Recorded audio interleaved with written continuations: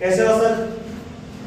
ठीक है, चलो आज हम लोग करने वाले हैं वैद्युत आवेश तथा क्षेत्र।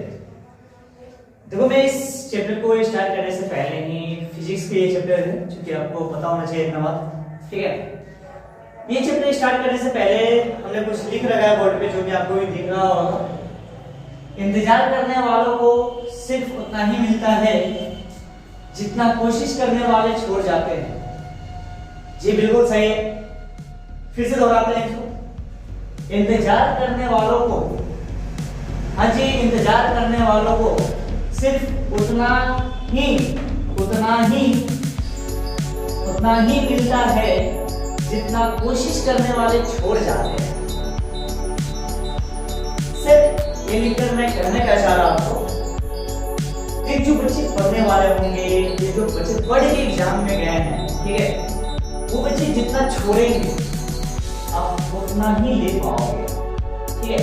कोशिश करने वालों मतलब पढ़ने वालों ने जितना छोड़ेगा अर्थात आपको दिखाएगा एग्जामिनेशन हॉल में, सिर्फ उतना ही आपको मिल पाएगा, ठीक है। और हो सके उतना से आपकी नैया पार लग जाए या हो सकता है आपकी नैया पार ना लगे। इसीलिए चलो अभी भी हमारे पास पर्याप्त समय है। मैं ये तो नहीं कह सकता कि बहुत ज्यादा समय है, लेकिन हाँ मैं भी ये भी नहीं कह सकता कि अब समय बचा ही नहीं है, इस समय में कुछ नहीं किया जा सकता है। अरे किया जा सकता है। अगर सोचो ना कि अगर मछली रूटीन बनाए कि मुझे कब कब तैरना है, तो ये मछली की शायद दुर्भाग्य होता होगा, ठीक है। सोच रहे कि मछली चाहे कि पेड़ पर चढ़ जाए, क्या इसकी ये दुर्भाग्य बात ही तो हो रही है, ठीक है। हमें वो अभी से लगना है, कुछ करके दिखाना है। हमारी इस अध्याय का सबसे पहला जो टॉपिक है वो है वैद्युत आवेश, और फिर हम लोग पढ़ेंगे वैद्युत क्षेत्र। ये जो चैप्टर है वो है स्थिर वैद्युतिकी का। स्थिर वैद्युतिकी हम लोग इसको बोल सकते हैं, स्थिर वैद्युतिकी चैप्टर को। ये ना बोलकर हम स्थिर वैद्युतिकी भी बोल सकते हैं, कोई मतलब नहीं है। एक ये जो शाखा है भौतिकी का, जिस भाग का ये शाखा है उसको हम लोग बोलते हैं विद्युत चुंबकत्व। क्या बोला जाता है? विद्युत चुंबकत्व। विद्युत चुंबकत्व का 3 शाखाएं होती है खास करके। एक वह शाखाएं जिसमें आवेश जो है वो गतिशील होता है, ठीक है। एक वह शाखाएं जिसमें आवेश स्थिर अवस्था में होती है, अर्थात वैद्युत आवेश एवं क्षेत्र में के अध्ययन करेंगे। और एक वह क्षेत्र वह भाग जिसमें हमारी इलेक्ट्रॉन जो है वो असमान गति से चलता है। तो हमारा 3 परिस्थिति आता है, जैसे से ध्यान दे दे, ठीक है। हमारे ये बोर्ड लेवल के लेवल में हो सके कुछ भी दे ऑब्जेक्टिव में, इसलिए मैं चर्चा स्टार्टिंग नहीं कर रहा, ठीक है। आवेश जो है हो सके वो स्थिर हो। आवेश जो है हो सकता है कि असमान चाल से चले। आवेश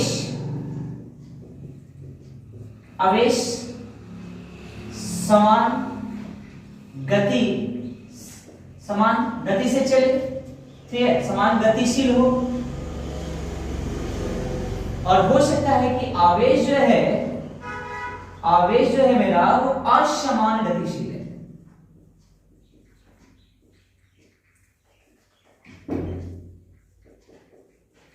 असमान गतिशील हो, ठीक है। 3 तरह की बातें करेंगे। आवेश स्थिर, जो कि आपकी वैद्युत आवेश तथा क्षेत्रफल, ये पूरी जो है ये भाग जो है वो स्थिर आवेश की चर्चा करता है। फिर हम लोग पढ़ने वाले हैं इसी क्लास में, ठीक है, आवेश समान गति से जब चलता है तब क्या होता है, ठीक है। और जब आवेश असमान गतिशील से चलता है, गमन करता है, तब हम लोग क्या पढ़ने वाले हैं। तो मुख्य रूप से हम लोग इसमें वैद्युत आवेश एवं वैद्युत क्षेत्र की चर्चा करेंगे।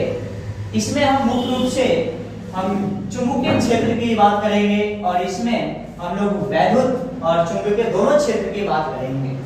तो ये जो आपका चैप्टर है वैद्युत आवेश क्षेत्र, इसमें या फिर अगले हम लगभग 6 महीने तक जो पढ़ते हैं चैप्टर को मुख्य रूप से, 6 महीने तो खींचने वाले नहीं है, लेकिन ये अगर सही से अगर पढ़ाई जाए तो लगभग 6 महीने के करीब में ये चैप्टर चलता है, ठीक है। और इसका जो मूल्य जो है, मेन जो चीज है वो है आवेश अर्थात इलेक्ट्रॉन। आवेश को सबसे छोटा इकाई माना गया है, ठीक है। आवेश का सबसे छोटा इकाई जो है वो इलेक्ट्रॉन को कहा जाता है। और इस क्लास में सिर्फ आपको बोर्ड की प्रिपरेशन कराई जाएगी और भी वो टॉपिक डील की जाएगी जो आपके बोर्ड पॉइंट ऑफ व्यू से इंपॉर्टेंट है, लेकिन हम लोग थोड़ी थोड़ी सबकी चर्चा करेंगे, सही रहेगा। हम लोग सबसे पहले बात करेंगे सर आवेश क्या होता है। आवेश कहेंगे ये मूल्य है, ये मेन है आगामी चैप्टर के लिए भी हुआ, इसीलिए सबसे पहले समझना जरूरी है आवेश। तब बात करेंगे वैद्युत आवेश क्या होता है, नहीं होता है, वही बात अब होता है, लेकिन पहले बात जोर डालेंगे आवेश का। आवेश क्या होता है पहले मैं ये बता दूं कि किसी भी पदार्थ का 2 गुण होता है, मूल गुण 2 होता है। एक होता है आवेश, पहले लिख देते हैं द्रव्यमान, और तब मैं चर्चा करूंगा आवेश की।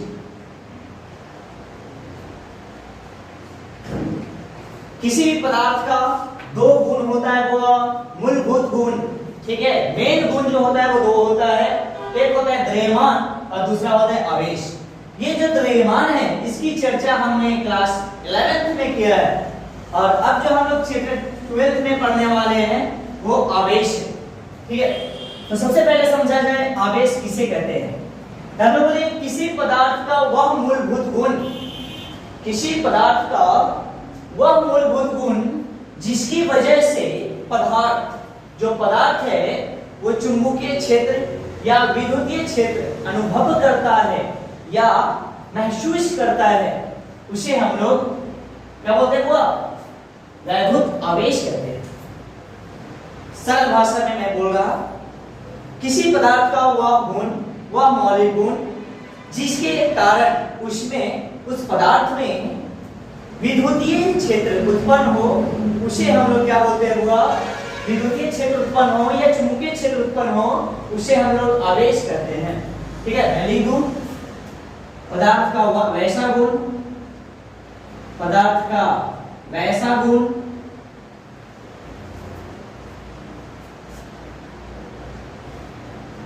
जिसके कारण उसमें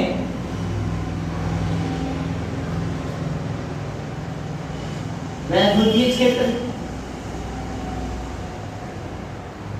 या चुंबकीय क्षेत्र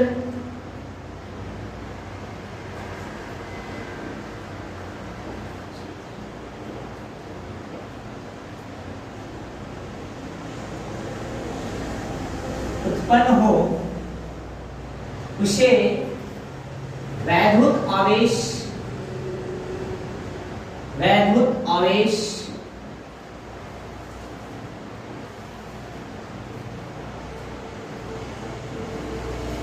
कहते हैं। देखो हमने पहले ही बात की चर्चा कर लिया है कि आवेश जो है या तो वह वैद्युत क्षेत्र उत्पन्न करेगा, या तो चुंबकीय क्षेत्र उत्पन्न करेगा, और ये दोनों को मिलाकर तीसरे भाग में हम पढ़ने वाले हैं कि वैद्युत असमान गतिशील से जब रहेगा तब हम लोग बोलेंगे कि चुंबकीय क्षेत्र और वैद्युतीय क्षेत्र दोनों के दोनों उत्पन्न करने वाला है ना। यहाँ देखो मेन पॉइंट को देखो, मेन पॉइंट ये है, चलो किसी भी पदार्थ का वैसा गुण जिसके कारण उसमें वैद्युतीय क्षेत्र या चुंबकीय क्षेत्र उत्पन्न हो, उसे वैद्युत आवेश कहते हैं। इतनी साधारण भाषा में बात किए, समझ में आया। चलो आगे बढ़ते हैं। ये जो आवेश है, ये जो वैद्युत आवेश जिसे हम लोग बोल रहे हैं, ठीक है, उसकी मुख्य बातें थोड़ी कर लेते हैं। वैद्युत आवेश को हमेशा Q से प्रदर्शित किया जाता है, Q से निरूपित या प्रदर्शित किया जाता है,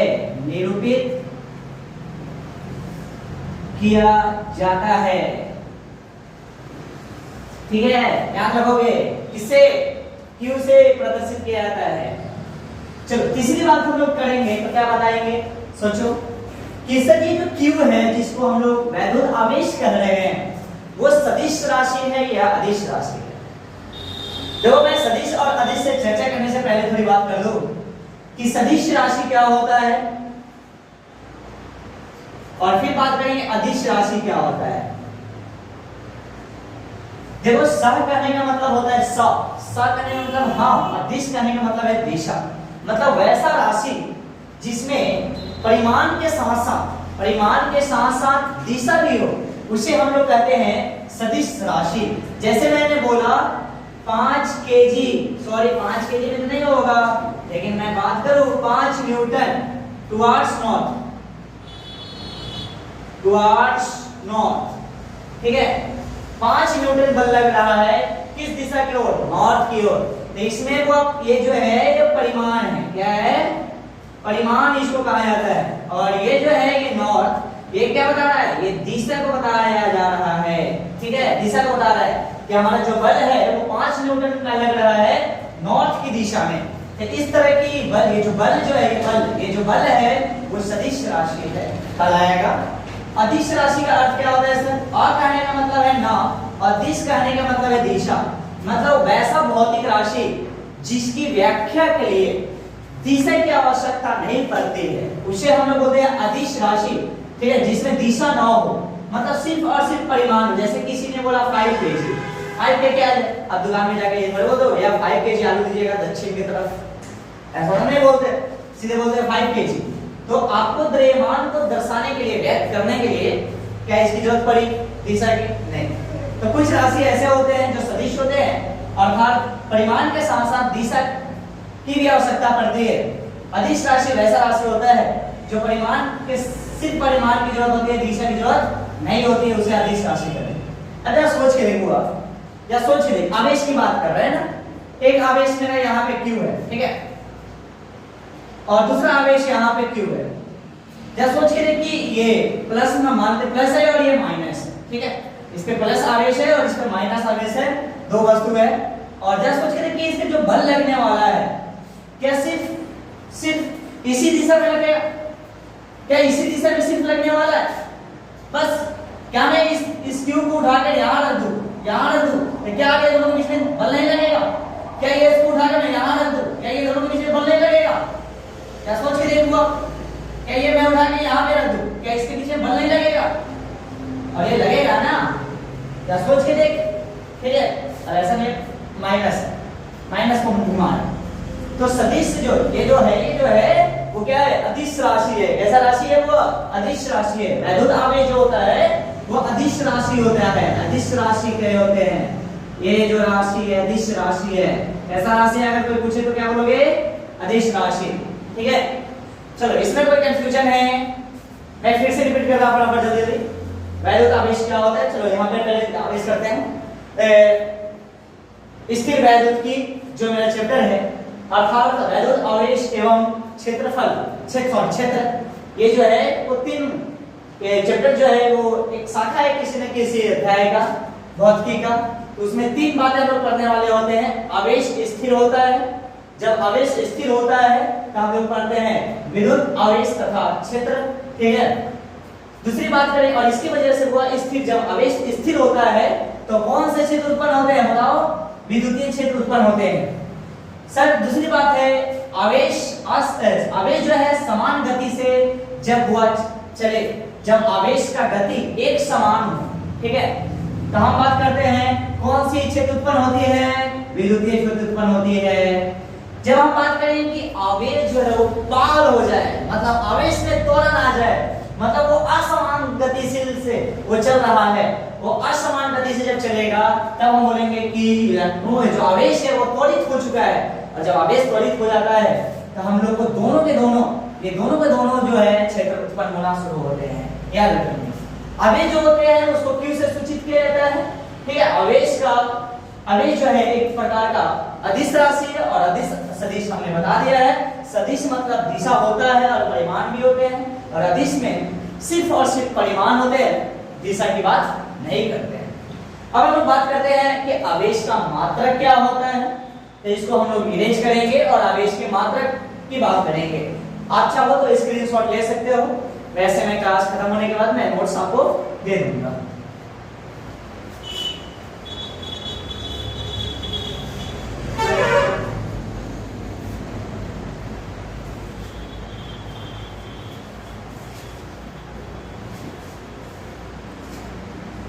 चलो अब हम लोग बात करेंगे आवेश का मात्रक। आवेश का मात्रक क्या है? आवेश का दूसरा जो टॉपिक है वो है आवेश का मात्रक। आवेश का मात्रक। सर आवेश का मात्रक, ठीक है, जो आवेश है उसका कुछ ना कुछ तो मात्रक होता होगा, ठीक है, ऐसे ही तो नहीं होता है कुछ भी। देखो सबसे फेमस जो है ऐसा मात्रक जो है वो कूलम है। क्या हुआ? कूलम है। कूलम मा होना चाहिए, कूलम, कूलम। दूसरा जो है वो है ESU, ठीक है, याद रखोगे। पहला क्या हुआ? कूलम, दूसरा क्या है ESU, और तीसरा जो है ये है EMU, EMU, ठीक है। चलो ये तीन बातें हैं। इस बात में मैं खास करके विशेष चर्चा नहीं करने जा रहा, मैं इतना बता दूं कि कूलम को कैपिटल C से सूचित किया जाता है, इतना चर्चा करेंगे। और कुछ देखो मैं ज्यादा कुछ नहीं करने वाला, मैं सिर्फ उतना ही पर ध्यान दे रहा हूं जो आपके बोर्ड प्रिपरेशन में हेल्प करे आपको, बस, ठीक है। देखो एक कूलम याद रखोगे, एक कूलम जो होता है, एक कूलम की बात करेंगे तो देखो एक इकाई से दूसरे इकाई में भी परिवर्तन करना आपको आना चाहिए। अगर परिवर्तन करने नहीं आता है तो सिर्फ उसका मान याद रख लो, कोई ज्यादा दिक्कत नहीं होने वाला है, ठीक है। तो 3 × 10 के पावर 9 ESU, ये डायरेक्ट याद रखा करो, ये डायरेक्ट याद रखा करो, ये नहीं सोचो कि कैसा निकला है सर, ठीक है। ये सोचना चाहिए आपको करीबन 6 महीना पहले कि सर कैसा निकलता है, अभी याद रखना है सिर्फ कि एक डायरेक्ट क्वेश्चन पूछ देगा आपको ऑब्जेक्टिव में, आपको ये ध्यान चाहिए कि एक कूलम बराबर कितना होता है? 3 × 10 के पावर 9 ESU, ठीक है। या फिर बोलेंगे एक कूलम बराबर में 1/10 EMU, ये दो दूसरी बात है, ये दूसरी बात। एक कूलम बराबर में होता है 3 × 10 के पावर 9 ESU, और एक कूलम बराबर होता है 1/10 EMU। ये जो है वो खतरनाक इंपॉर्टेंट है, ये अभी तक ये ना के बराबर पूछा जाता है, तो ये आपको याद होना ही होना चाहिए, ये याद रहे चाहे नहीं। अब इसका सबसे बड़ा मात्रक जो होता है वो फैराडे होता है, याद रखोगे। आवेश का सबसे बड़ा मात्रक, आवेश का सबसे बड़ा मात्रक, आवेश का सबसे बड़ा मात्रक जो होता है वो फैराडे होता है, ठीक है, फैराडे होता है। ये वैज्ञानिक के नाम पे है, ये जो वैज्ञानिक है उन्हीं के नाम पे है, फैराडे। आवेश का सबसे बड़ा मात्रक क्या होता है? वो फैराडे होता है। और आवेश का सबसे छोटा मात्रक फ्रैंकलिन होता है, फ्रैंकलिन, याद रखोगे ये सब वर्ड, ठीक है। आवेश का सबसे बड़ा मात्रक फैराडे, आवेश का सबसे छोटा मात्रक की बात करेंगे तो बोलेंगे फ्रैंकलिन। तीसरी बात कर लेते हैं, वो एक फैराडे बराबर कितना होता है सर? तो हम लोग ध्यान देंगे कि एक फैराडे बराबर होता है 96,500, ठीक है, 96,500, याद रखोगे ये सब, 96,500 कूलम। एक फैराडे बराबर 96,500 कूलम। तब बात करेंगे हम लोग कि एक इलेक्ट्रॉन पे कितने आवेश होते हैं। देखो ये पूरे चैप्टर का जो मुख्य है, मेन जो है वो इलेक्ट्रॉन है, ठीक है। इस चैप्टर में इलेक्ट्रॉन को ही आप आवेश समझोगे, ठीक है। इलेक्ट्रॉन जो है आवेश के रूप में आता है, आएगा। तो ये एक इलेक्ट्रॉन पे कितने आवेश होंगे? हम बोलेंगे 1.6 × 10 के पावर -19 कूलम। तो इसके उल्टा भी सवाल पूछा जा सकता है, हो सकता है कि उल्टा सवाल पूछ दे, क्या सर? एक कूलम में सर कितना इलेक्ट्रॉन? डायरेक्ट याद रखना है 6.25 × 10 के पावर 18। क्या बोलोगे? एक कूलम बराबर 6.25 × 10 के पावर 18 इलेक्ट्रॉन होता है सर। चलो बढ़िया, बहुत बढ़िया। चलो आगे चलते हैं। तो हम लोग बात करेंगे, अब हम लोग क्या बात कर लेते हैं कि इलेक्ट्रॉन का विशिष्ट आवेश। हाँ, ये भी पूछता है सवाल, ये भी ज्यादातर सवाल पूछे जाते हैं कि इलेक्ट्रॉन का विशिष्ट आवेश क्या होता है। और बच्चे ज्यादातर गलती करके चले आते हैं, भैया गलती नहीं करना है, ध्यान सुनना है, गलती नहीं। ये छोटे डायरेक्ट वो देखो, ये सब क्या है ना, कोई प्रूफिंग नहीं कर रहे हैं, आपको कोई प्रूफ नहीं दे रहे हैं कि कैसे हमने कैलकुलेट किया नहीं किया। और आपको भी आप ध्यान यहाँ नहीं लगाना है, ध्यान लगाना है याद करने पर, बस। ये थोड़ी बहुत छोटी है डाटा जो आपको याद करना है, इसके प्रूफ के बारे में सोचना अभी नहीं है। मैंने बार बोला ना कि सोचना था 6 महीना पहले, अभी नहीं। फिर से बात कर लेते हैं। आवेश का मात्रक कूलम होता है, ESU होता है और EMU होता है। 3 तरह के इकाई हैं जिसमें SI मात्रक जो होता है वो कूलम होता है, ठीक है।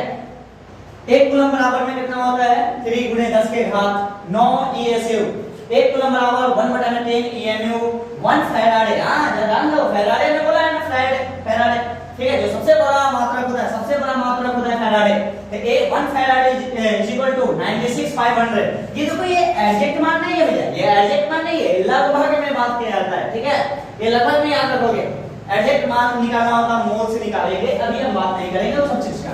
तो 1 इलेक्ट्रॉन में कितना आवेश होता है सर 1.6 × 10 के पावर माइनस 19 कूलम। और 1 कूलम में कितना इलेक्ट्रॉन उल्टा उल्टा उल्टा उल्टा क्या है 6.25 × 10 के पावर 18 इलेक्ट्रॉन होता है। हां सर एक तो और बच गया विशिष्ट आवेश। विशिष्ट आवेश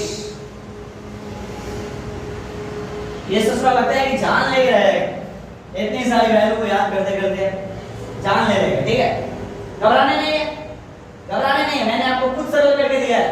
देखो विशिष्ट आवेश पहले समझ लो, ठीक है, कि जे थॉमसन ने बात किया था विशिष्ट आवेश का, खास करके जे थॉमसन ने एक्सपेरिमेंट के जरिए ये वैल्यू को कैलकुलेट किया है।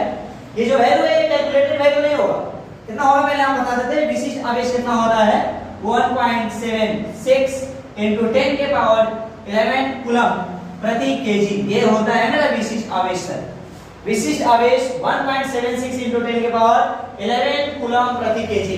देखो आपके एग्जाम में हो सकता है कि ये राउंड अप करके दे दिया जाए, ठीक है, लगभग में दे दिया जाए, ध्यान देंगे हम लोग इसी को लगभग क्या बोलेंगे 1 पॉइंट। देखो ये 5 है, ठीक है, यहाँ 5 है, या 5 या 5 से ज्यादा होता है ना भैया, ये इसमें एक नंबर ऐड हो जाती है, बस कहानी है समझ के चलो।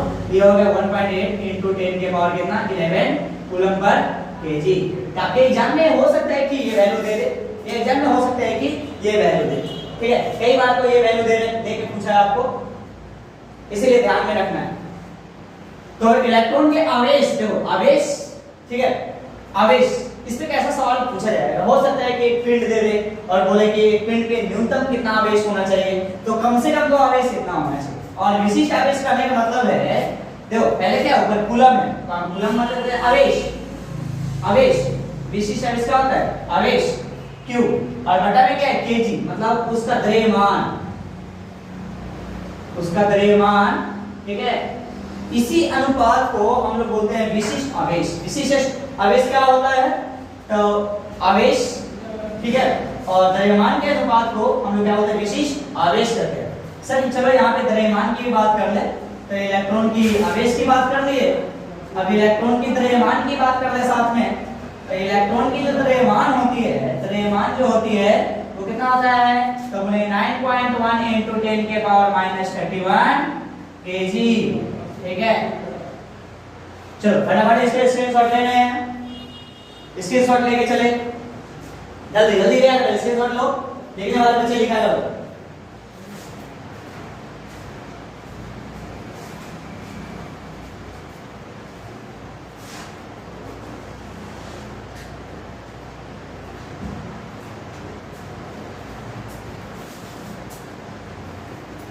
चलो गए,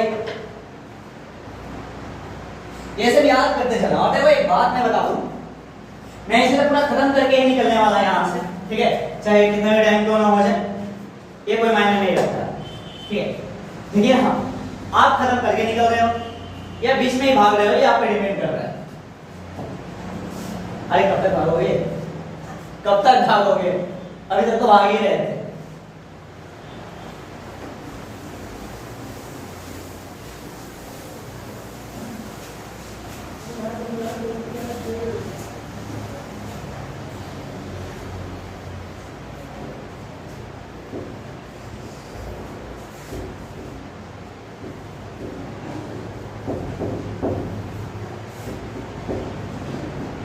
हाँ सर, अब आपसे मैं ये भी बात कर लूं कि आवेश कितने प्रकार के होते हैं, ठीक है।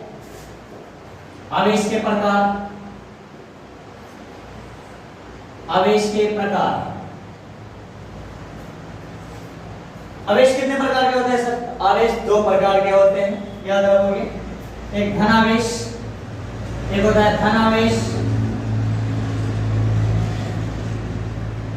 एक धन आवेश, और दूसरा क्या होता है ऋण आवेश।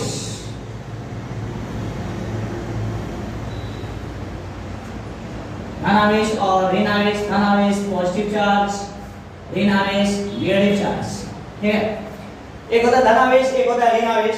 ये जरा ध्यान समझते हैं धन आवेश क्या होता है। जब वो कोई भी पदार्थ हो, ठीक है, जब किसी भी पदार्थ में से इलेक्ट्रॉन निकल जाता है तो उस पदार्थ पे जिस तरह का आवेश उत्पन्न होता है उस आवेश को हम लोग बोलते हैं धन आवेश। किसी पदार्थ से जब इलेक्ट्रॉन निकल जाता है तो उस पदार्थ को हम लोग बोलते हैं धन आवेश, क्योंकि उसमें प्रोटॉन की संख्या जो है वो इलेक्ट्रॉन की अपेक्षा ज्यादा हो जाती है, अधिक हो जाती है। तो किसी पदार्थ से, याद रखोगे शॉर्ट में हम लोग ज्यादा बोल नहीं रहे हैं, किसी भी पदार्थ से, जब मान ऐसे कर लेते हैं, कोई भी पदार्थ है, जब किसी पदार्थ से इलेक्ट्रॉन निकल जाता है, इलेक्ट्रॉन निकल जाता है, ठीक है, तो पदार्थ पे जो आवेश उत्पन्न होते हैं उसी आवेश को क्या बोला जाता है, धन आवेश। और इस वजह से ये पदार्थ, ठीक है, ये जो पदार्थ जो उदासीन है, ये जो पदार्थ है वो उदासीन है। उदासीन पदार्थ का द्रव्यमान जो होता है वो अधिक होता है, और इस पदार्थ का आवेशित पदार्थ, इसको हम बोलेंगे आवेशित पदार्थ, आवेशित है, धन आवेशित हो चुका है, धनावेशित हो चुका है। तो ये जो धनावेशित पदार्थ है, इस धनावेशित पदार्थ का द्रव्यमान जो होता है वो कम होता है, किसके अपेक्षाकृत, तो सर ये उदासीन परमाणु के अपेक्षाकृत, ठीक है, या उदासीन पदार्थ के अपेक्षाकृत।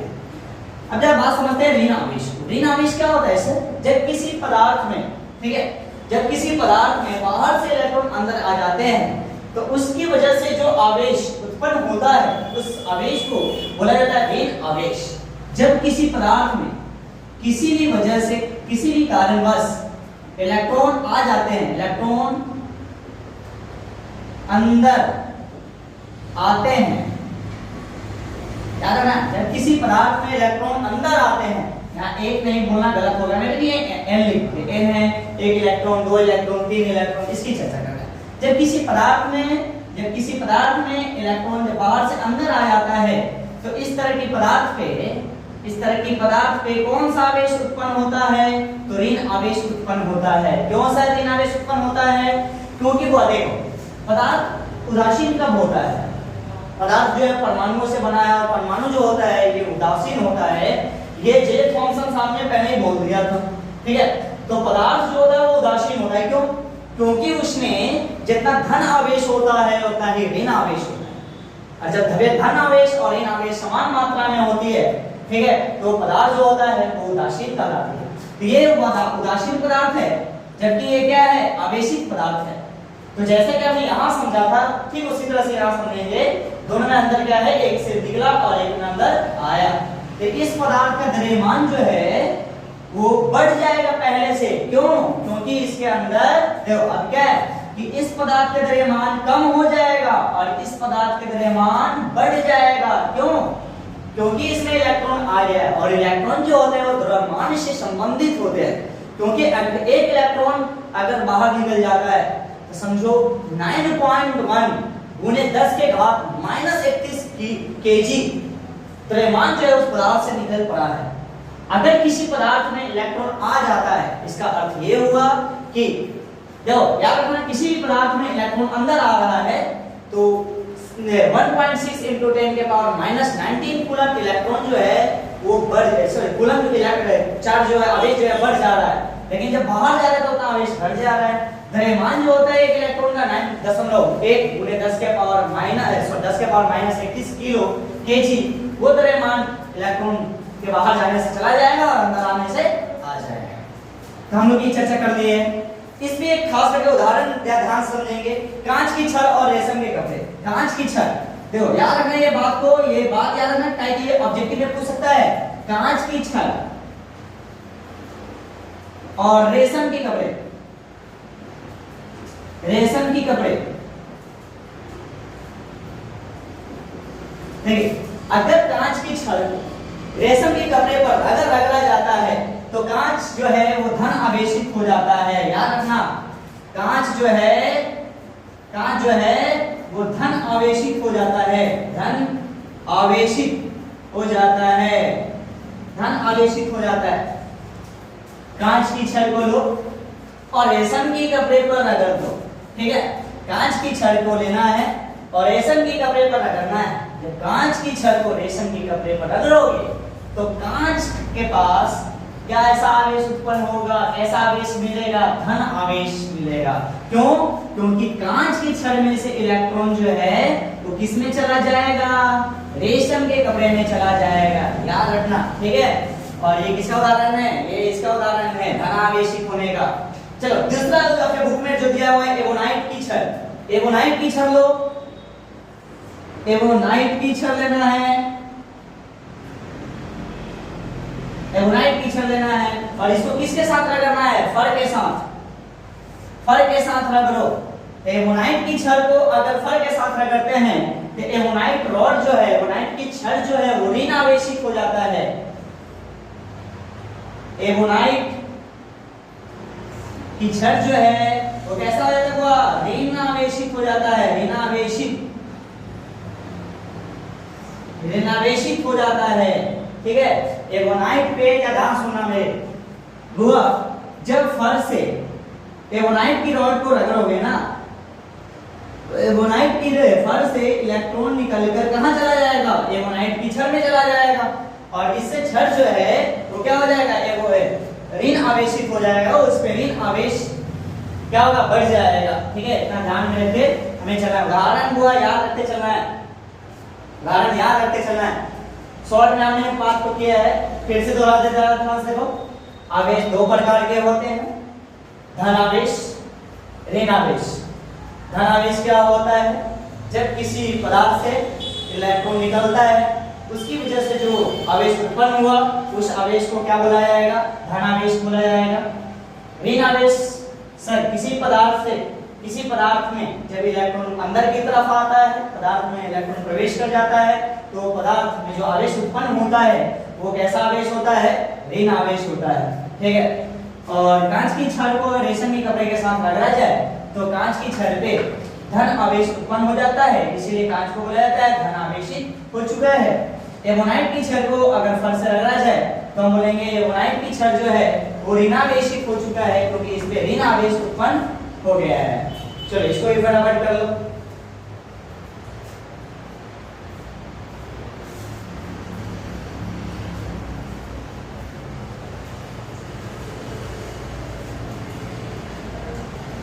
Okay done.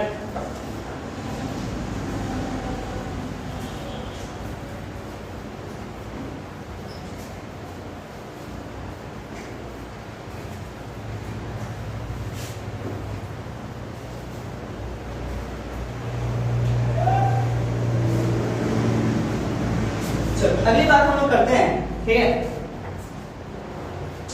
अगली बात हम लोग यहाँ पे हुआ थोड़ा सा पानी इसमें डालिए, ज्यादा मात्रा में होना चाहिए, ठीक है।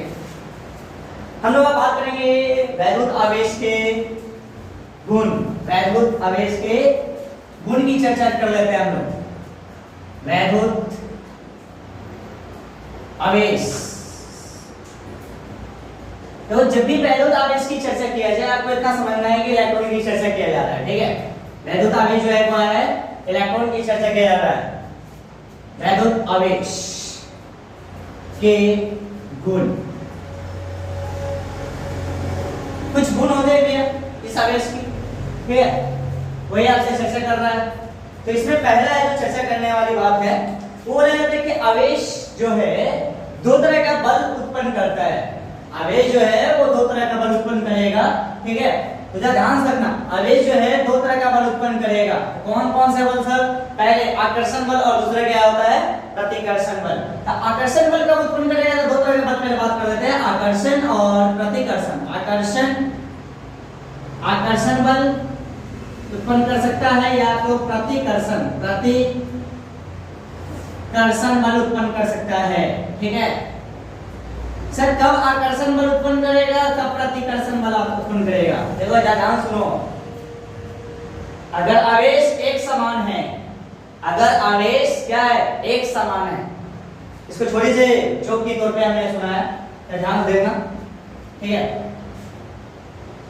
मान लो कि मेरी शादी हुई और मंडप में मैं गया, पंडित जी बोले कि बेटा आ जाए यहाँ पे बैठ जाओ, और यहाँ पे सुंदर कन्या बैठी थी, मतलब जिससे मेरी विवाह हो रही है, वो बैठ रही है।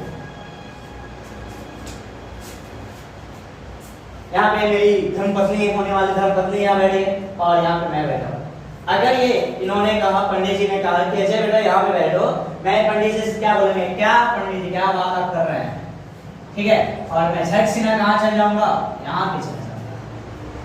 मतलब ये जो थी वो एक मान लेते कि ऋण आवेशित है या धन आवेशित है, और मैं मान लेता कि ऋण आवेशित है, ठीक है। तो दो विपरीत है, अरे भाई विपरीत है ना, अरे है नहीं है, चलो ठीक है, विपरीत है, तो ये दोनों में क्या हो जाएगी, आकर्षण बल लगने वाला है। यहाँ पे कौन बल लगेगा, आकर्षण बल लगेगा। लेकिन जरा सोच के इमेजिन करो, 2 सेकंड के लिए, अगले 2 सेकंड के लिए, कि मैंने मंडप में गया और यहाँ पे जो बैठी है वो जस्ट हमारी लिंग का है, हमारी जैसा है, तो मैं क्या करने वाला हूँ, पंडित जी बोले बेटा यहाँ बैठे, मैं क्या बोले, नहीं पंडित जी ठीक है, और यहाँ से 1 2 1 2 3, ठीक है। तो जाहिर सी बात है, कहीं ना कहीं एक बात हमको इतना समझ में आता है कि अगर आवेश सेम है, आवेश अगर सेम है तो दोनों के बीच में प्रतिकर्षण बल लगने वाला है। आवेश सेम है तो कौन सा बल लगेगा, प्रतिकर्षण बल। अगर आवेश भिन्न है, अलग अलग है, तो हम लोग क्या बात करेंगे, आकर्षण बल की बात करेंगे। आवेश भिन्न भिन्न है तो इसके बीच में जो बल लगेगा वो कैसा लगेगा, आकर्षण बल लगेगा। अगर आवेश जो है एक समान है, एक समान आवेश है, ठीक है, या तो दोनों के दोनों धनायन है, या तो दोनों के दोनों क्या है, ऋणायन है, धनात्मक हो या तो ऋणात्मक हो, दोनों के दोनों, तो ये सेम आवेश है। जब एक आवेश एक समान हो, एक समान आवेश, एक समान आवेश, एक समान आवेश है, ठीक है, और यहां क्या बनेगा, असमान है, असमान आवेश है। जब आवेश एक समान हो तो दोनों के बीच में किस तरह का बल लगता है, प्रतिकर्षण बल लगता है, दूर भागेगा एक दूसरे से। लेकिन अगर आकर्षण बल है तो हम लोग इतना समझेंगे कि अगर दो आवेश अलग अलग गुण के हैं, ठीक है, एक धनात्मक हो एक ऋणात्मक हो, तो हम उसके केस में क्या बोलेंगे, आवेश जो है जब एक असमान है, असमान जब है तो इसके बीच में कौन सा बल लगेगा, आकर्षण बल लगेगा, ठीक है। चलो ये पहली गुण इसका हम लोग ये चलेंगे लेकर। आवेश का संरक्षण, दूसरा पॉइंट क्या है, आवेश का संरक्षण, ठीक है, आवेश का संरक्षण। देखो आवेश का संरक्षण, आवेश जो होता है वो संरक्षित होता है। कहने का अर्थ क्या है कि आवेश को ना तो उत्पन्न किया जा सकता है और न ही आवेश को नष्ट किया जा सकता है। आवेश जो है वो सिर्फ स्थानांतरित किया जा सकता है, एक वस्तु से दूसरे वस्तु पे, एक स्थान से दूसरे स्थान पे भेजा जा सकता है, ठीक है। याद रखोगे, ऐसा याद रखोगे कि आवेश ना तो उत्पन्न होते हैं और न ही नष्ट होते हैं, ठीक है। आवेश जो होते हैं, आवेश ना तो उत्पन्न होंगे और न ही नष्ट होगा। आवेश जो है उसका सिर्फ स्थान को बदल सकता है, आवेश को स्थानांतरित किया जा सकता है, याद रखना है। आवेश का संरक्षण करने का अर्थ ये है कि आवेश न तो उत्पन्न किया जा सकता है और न ही आवेश नष्ट किया जा सकता है। आपने भी थोड़ा देर पहले देखा था ना, छड़ ले लिया था और रेशम के कपड़े ले लिए थे। क्या छड़ में जो है वो या रेशम के कपड़े में इलेक्ट्रॉन उत्पन्न हो गए क्या? नहीं, एक दूसरे से, एक वस्तु से दूसरे वस्तु से ऊपर सिट गया था, है ना। तो यहाँ पे क्या ध्यान दे, स्थानांतरित किया जा सकता है, इलेक्ट्रॉन को उत्पन्न नहीं किया जा सकता है। तो तीसरी बात हम लोग देख लेते हैं हमारे एनसीईआरटी के से, आवेश वैद्युत आवेश की योज्यता, वैद्युत आवेश की योज्यता मान लिया जाए, वो ध्यान से, वैद्युत आवेश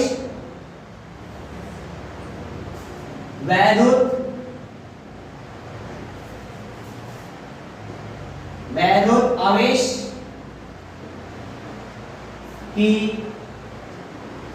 योज्यता, इसका अर्थ क्या है? इसका अर्थ क्या है सर? इसका अर्थ क्या है? ध्यान सुनना। मान लिया जाए वो एक निकाय है, मतलब एक सिस्टम है, विरल निकाय हुआ, आइसोलेटेड सिस्टम आपके पास, ठीक है, सिंगल सिस्टम है। सिस्टम को हिंदी में निकाय बोलते हैं, ठीक है। निकाय मतलब सिस्टम है ना, सिस्टम।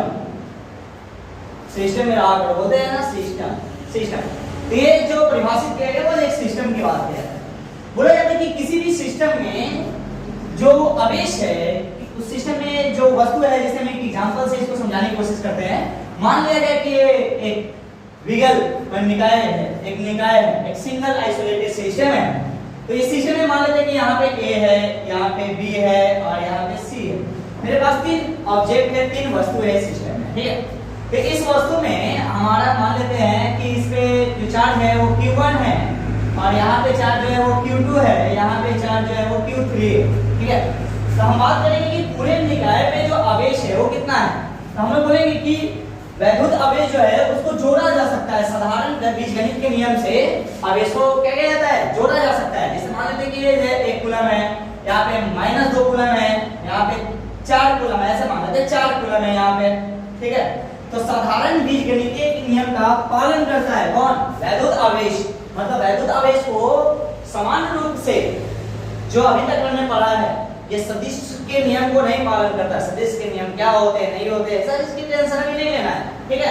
जब बारी आएगी तो मैं करूंगा ना। अभी क्या है बोल रहा है कि आवेश को जो है वो साधारण बीजगणित के नियमों से जोड़ा जा सकता है। मतलब वैद्युत आवेश साधारण बीजगणित के नियमों का पालन करता है। कहने का अर्थ है कि इसमें जो आवेश पे जो आवेश ये जो निकाय है, इसमें जो आवेश होगा वो होगा Q1 plus Q2 plus Q3, ठीक है। अगर यहाँ पे मान लें बहुत सारा होता तो हम लगा देते Qn, ऐसा लगा देते।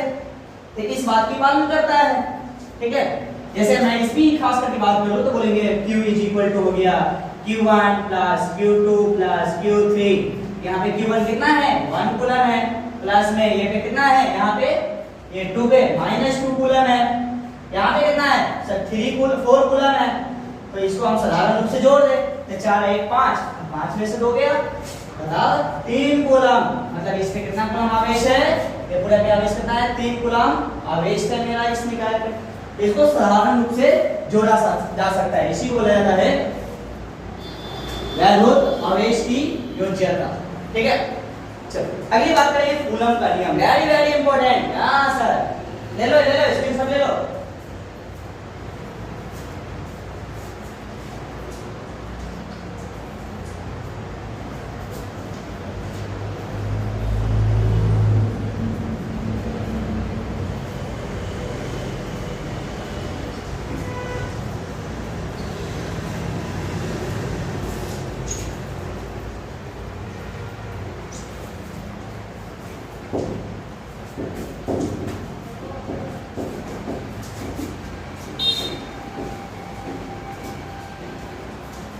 चलो तैयार हो आगे के लिए। वेरी वेरी इंपॉर्टेंट हुआ, ठीक है, वेरी वेरी इंपॉर्टेंट। कूलम्स के नियम, कूलम्स के नियम क्या कहते हैं, क्या ध्यान सुनो, इसकी थोड़ी स्टोरी सुन लेते हैं। क्या है कूलम्स के, हुआ ये जो कूलम है ये वैज्ञानिक का नाम है।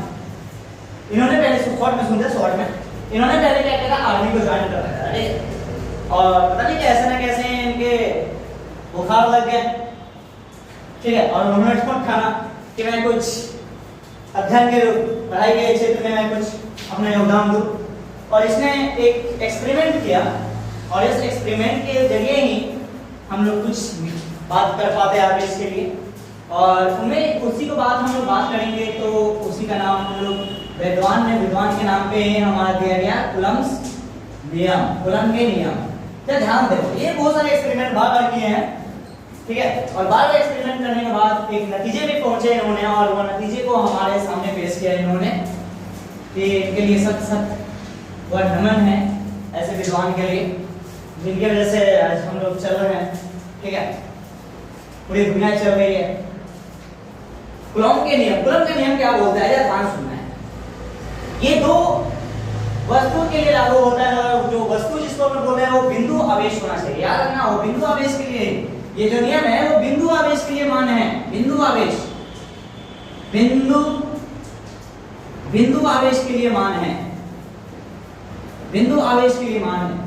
मान लेते हैं कि कोई एक वस्तु ये है, ठीक है, और कोई दूसरा वस्तु ये है, इसमें में आवेश है वो Q1 है, और इस पे जो आवेश है वो Q2 है। क्या ध्यान सुनो, क्या ये आवेश एक और ये दूसरा आवेश, ये पहला वस्तु है जिसका आवेश और ये दूसरा वस्तु है जिसका आवेश क्या है, Q2 है। ये वस्तु क्या इस पे बल लगाएगा? जाहिर सी बात है सर, एक विद्युतीय क्षेत्र में रखा गया है, ये विद्युतीय क्षेत्र में रखा गया होगा, ठीक है। ये विद्युतीय क्षेत्र क्या होता है इसके हम लोग चर्चा करेंगे, हड़बड़ाना नहीं है अभी हड़बड़ाना नहीं है, ठीक है। ये विद्युतीय क्षेत्र है, कुछ होता होगा, मुझे क्या पता, क्या ना, ये विद्युतीय क्षेत्र है। इस विद्युतीय क्षेत्र में दोनों आवेश को रखा गया है, तो एक वस्तु दूसरे वस्तु पर बल लगाता है। कह सकते हैं कि एक आवेश जो है वो दूसरे आवेश पे क्या करेगा, बल लगाएगा। मैंने पहले बोला है कि आवेश जो है दो तरह का बल लगाता है, एक आकर्षित और एक प्रतिकर्षित, ठीक है। आकर्षण बल और एक दूसरा प्रतिकर्षण बल। तो ध्यान से समझना है, यहाँ पे हमारा भाषा क्या बोले थे वो पहले मैं लिख देता हूँ। भाषा स्टेटमेंट क्या है, कूलम्स के नियम जो आपको एग्जाम में लिखने हैं वो क्या करता है, ध्यान सुने, ठीक है। दो स्थिर बिंदुओं आवेशों, दो स्थिर आवेशों, दो स्थिर आवेशों के बीच, दो स्थिर आवेशों के बीच लगने वाला बल, लगने वाला बल, लगने वाला बल दोनों आवेशों के, दोनों आवेशों के, दोनों आवेशों के मात्राओं, दोनों आवेशों की मात्राओं के गुणनफल, गुणनफल, गुणनफल के अनुक्रमानुपाती तथा उनके बीच के, उनके बीच की दूरी के वर्ग, दूरी के वर्ग व्युत्क्रमानुपाती होता है।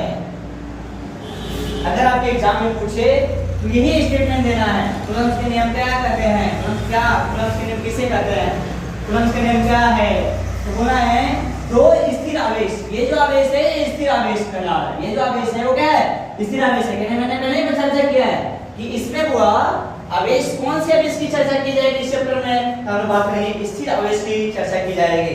तो दो स्थिर आवेश के बीच, आवेशों के बीच, दो स्थिर आवेशों के बीच, क्या ऐसे बोलते हैं, दो बिंदु स्थिर, दो मैंने बोला ना बिंदु आवेश होने, तो दो बिंदु स्थिर आवेशों के बीच लगने वाला बल, लगने वाला बल, ये दोनों स्थिर आवेश है, बिंदु आवेश है, और ये दोनों के बीच जो लगने वाला बल जो है वो आवेशों के मात्राओं, देखो यहाँ ध्यान से देखो, मात्राओं के गुणनफल, आवेशों के मात्राओं, कहने का मतलब ये मान लेते कि 1 कूलम है और ये 2 कूलम है, ठीक है, ऐसा मान लेते हैं।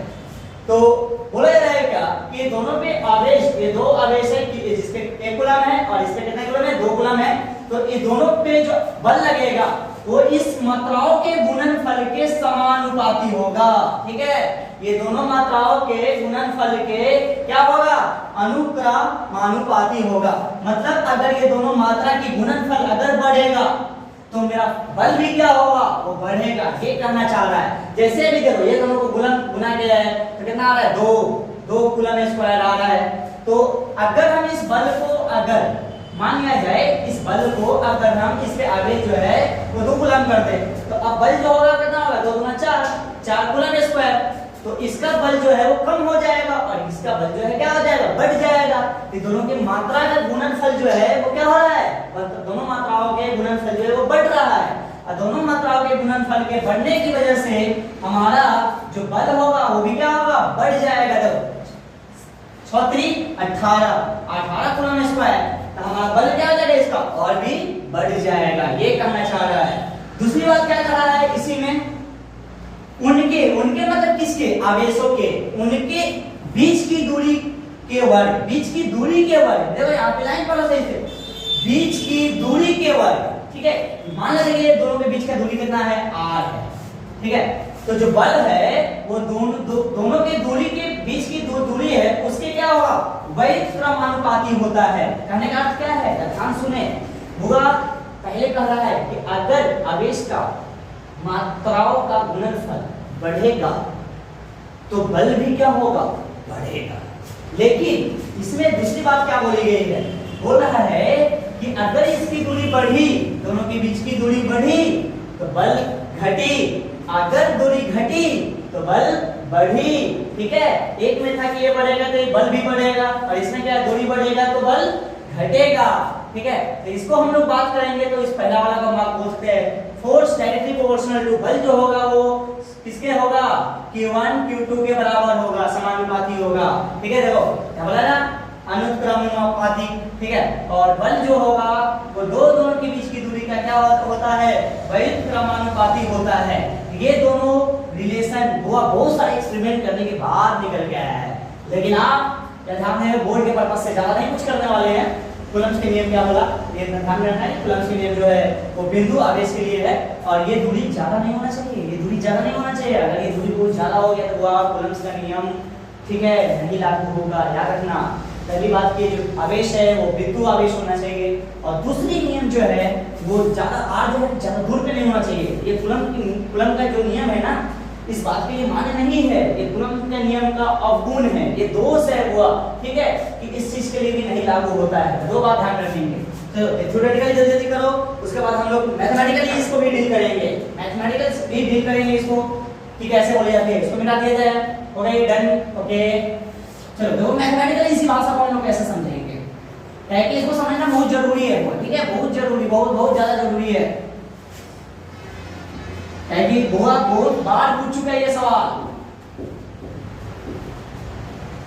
चलो अब ध्यान दो, क्या बोला गया है कि क्या बोला गया, फोर्स जो होता है बल, फोर्स मतलब बल जो है वो Q1 Q2 पहला, इसको हम लोग क्या बोलेंगे, पहला समीकरण ये है। दूसरा समीकरण क्या बोलता है, Q1 Q2 सॉरी पहला समीकरण तो ये था। दूसरा समीकरण क्या बोलता है, वर्ग दूरी के वर्ग पे बात किया जाता है, व्युत्क्रमानुपाती की बात करता है। ये समीकरण नंबर 2 है।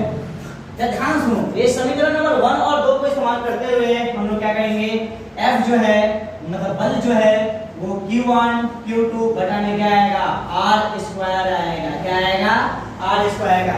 यहां से अगर ये प्रोपोर्शनलिटी साइन को अगर हटाते हैं तो यहाँ पे एक कांस्टेंट आता है, क्या, F is equal to K Q1 Q2 बटा में क्या हुआ, R स्क्वायर। और ये जो K है उसका मान जो होता है वो क्या होगा सर, तो इसको हम लिख सकते हैं F इज इक्वल टू 1 बटा में 4 पाई एप्सिलॉन नॉट Q1 Q2 बटा में क्या, R स्क्वायर। बोलो ये समझ आया, बोलो जल्दी, ये समझ में आया। ठीक है, अरे जो नहीं बोलेगा उसका क्या पड़ेगा, चुप बोलते रहेगा, चुपचाप रहते हैं। ध्यान दो, नींद आ जाएगी ना, ध्यान दो। बल जो है वो Q1 Q2 है और बल जो है वो R स्क्वायर है। ये दोनों की बात को अगर हम मिला के लिखे तो हम लोग क्या लिख सकते हैं, बल समानुपाती है। और यहाँ से ये वाला साइन हटा के हम क्या देंगे, स्थिरांक देंगे इसका। ठीक है, और तब बात करेंगे जितना बात समझना है तो बोलो यस और नो। चलो, जहां K स्थिर विद्युत की नियतांक है, इसका मान 9 × 10 के पावर 9 होता है। तो K इसका जो मान है यहाँ पे हम लोग लिख देते हैं 1/4 पाई एप्सिलॉन नॉट। इसका मान कितना होता है, 9 × 10 के पावर 9। यूनिट क्या होगा, ध्यान सुने, मात्रक क्या होगा, ध्यान सुनो यहाँ पे, ध्यान सुनो यहाँ पे। ये बल है, मात्रक की बात कर लेते हैं, थोड़ा बहुत मात्रक की बात करते हैं। ये बल है, बल का मात्रक क्या होता है, n। वह K तो K को छोड़ो, Q मतलब क्या, कूलम्ब, इनटू ये भी Q कूलम्ब, नीचे में क्या, R स्क्वायर मतलब दूरी के क्या होता है, मीटर ऑफ कवर। अब इसको हम K का मान निकालना है तो इसको इधर ले जाएं, तो ये हो गया न्यूटन, और ये गुना में चला गया, भाग में चला गया तो गुना में न्यूटन मीटर, और ये कूलम्ब स्क्वायर नीचे आ गया। इसका क्या यूनिट हो जाएगा बताओ, न्यूटन मीटर स्क्वायर प्रति कूलम्ब स्क्वायर। ठीक है, प्रति कूलम्ब स्क्वायर। यहाँ पे अगर माइनस लगा दिए तो साइन नहीं देना है, यहाँ पे अगर ये नहीं लगाएंगे तब देंगे ऐसे। तो 1/4 pi epsilon not is equal to, बता जरा, 9 × 10 के पावर 9 न्यूटन मीटर स्क्वायर। यहाँ तक कोई दिक्कत, जब ध्यान सुने, कूलम्ब की कुछ बातें और खास बातें भी होता है। ठीक है, न्यूटन के थर्ड लॉ को ये पालन करता है। न्यूटन के थर्ड लॉ क्या बोलता है कि दो अलग अलग वस्तु पे बल लगेगा, ठीक है, दोनों विपरीत दिशा दिशा में लगेगा। ठीक है, ये सारी बातें का पालन करता है। ये बात का ध्यान में रख के चलोगे, मैंने चर्चा नहीं किया है। कूलम्ब के नियम जो है वो दो अलग अलग वस्तुओं पे लगता है, एक ही वस्तु पे नहीं लगता है। दूसरी बात कि कूलम्ब के नियम कहता है कि जो बल लगेगा वो दो आवेश को जोड़ने वाली सीधी रेखा के बीच लगेगा, इसीलिए इसको केंद्रित बल भी कहा जाता है। केंद्रित बल याद रखना, केंद्रित बल भी कहा जाता है। ठीक है, हाँ मैं तो बैर वाले बात कर लेना और बोल देना कि सर क्या कर दिया हमने। चलो बेटा क्लियर है। और इसमें कुछ विशेष कर बात करना है क्या? तो भी चर्चा करना है, इसकी करना है, बात करना मुझे। ठीक है, खास करके ध्यान में रखते ही हम लोग चलेंगे। एप्सिलॉन नॉट की वैल्यू नहीं करेंगे, 8.85 होता है e के पावर 12। तो एप्सिलॉन नॉट की बात नहीं करने वाले, चल कर लेते हैं 8.85 × 10 के पावर 12 होता है। यूनिट यहाँ से निकल जाएगी, यहाँ से यूनिट निकल जाएगा, तो यहाँ तक यूनिट पता है तो यूनिट निकल जाती है। तो इतना वैल्यू याद रख के चलना है, जो कि अपना यूज नहीं होता है वो लेवल पे, लेकिन फिर भी चलते हैं। चलो इसको फटाफट करो।